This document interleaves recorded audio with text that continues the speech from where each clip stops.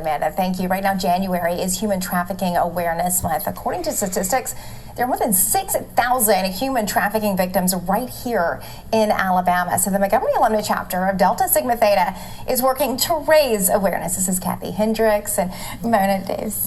Thank you so much for being here. Ladies, let's just talk a little bit about that huge number, especially when we consider that most people hear the word human trafficking and think, oh, that doesn't happen here. That's somewhere else.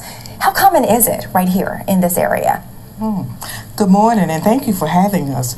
Human trafficking is a very common thing in our area. It's said to be the largest criminal activity, which is second to illegal drug.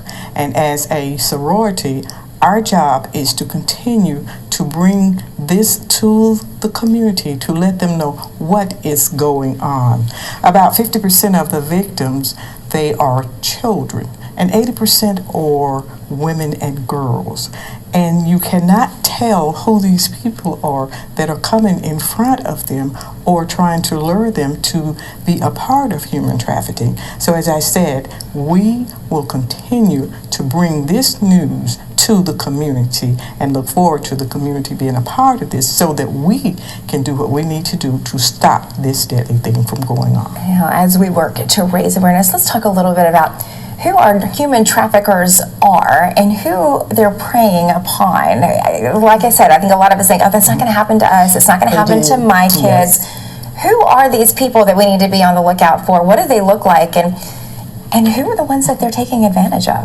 I think trafficking is so successful because it thrives in that secrecy, and the victims are as diverse as the perpetrators. So you have instances where we think it's like the movie Taken with Liam Neeson. You just grab a woman off the street and you throw her in a bunker, and that does happen. We saw that in Bibb County where all those people were arrested, 10 kids, 3 to 15, hidden in a bunker. But a lot of times, Bethany, it's more subtle than that. It's that young girl with that much older boyfriend. It's that teenager in a gaming chat room where they're being solicited. They think they're talking to another friend and it's an older guy. It could even be someone who's fallen on hard luck. Hey, I don't have a home. And that perpetrator just has all the answers to their problems. Oh, I'll give you a little money. I'll give you a place to live. And then you find yourself in a cycle that always ends in a nightmare. And so that's where you see all the trafficking, the sex trafficking, especially commercialized sex trade, and forced labor too, taking advantage. They're looking for someone who's vulnerable. And once they get that vulnerability, find that out, that's what they prey on. And you find that with someone in the same socioeconomic group. You got very wealthy people who have housekeepers that are part of that forced labor. So it runs the gamut. The key is learning the signs and knowing that it's okay to report your suspicions. You don't have to be right, just report it. Yeah, as a parent, it is terrifying scary, to think about. Scary. You know, you think the thought of something like that happening to our own children is absolutely horrifying. What are some of the signs? What are some of the red flags? Which should we be suspicious of and be reporting? Well, as a parent, one big thing I want people to understand, if you see an adult or some other person that takes an unusual interest in your child, ask yourself, what is that really about? Why is an adult asking a child things well beyond their years? We look at our homeless population, and a lot of undocumented people are often victims because they know they're not going to tell the police, and so they get caught up in that cycle. Looking for things, a lot of it is that mother bear instinct, but it's your gut. Your gut is telling you something is not quite right. Act on it. It's okay. Alabama laws shield people who report.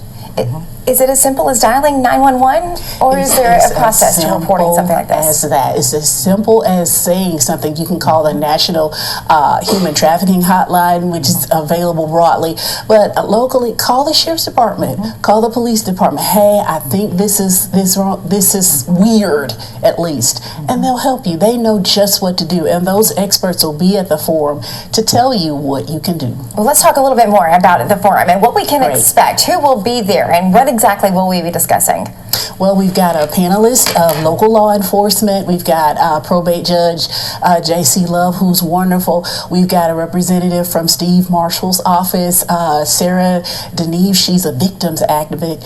We've got representatives from the Sunshine Center who often provide housing and counseling because you're coming out of that experience, and where your resources are, how we can support you coming out of this situation, and also what we as parents and grandparents and whoever need to be doing if we suspect something. Who are you hoping will attend this forum? Who should be there to hear this information? Everyone should be there. Everyone, and oftentimes there may be victims in the audience. To know that you can come there and also get connected to resources that you know you can do, or if you know it's me, I'm in this situation, this is what you can do. And go over all the fine-tuned details, all the date, the location, so we can make sure we put it on our calendar.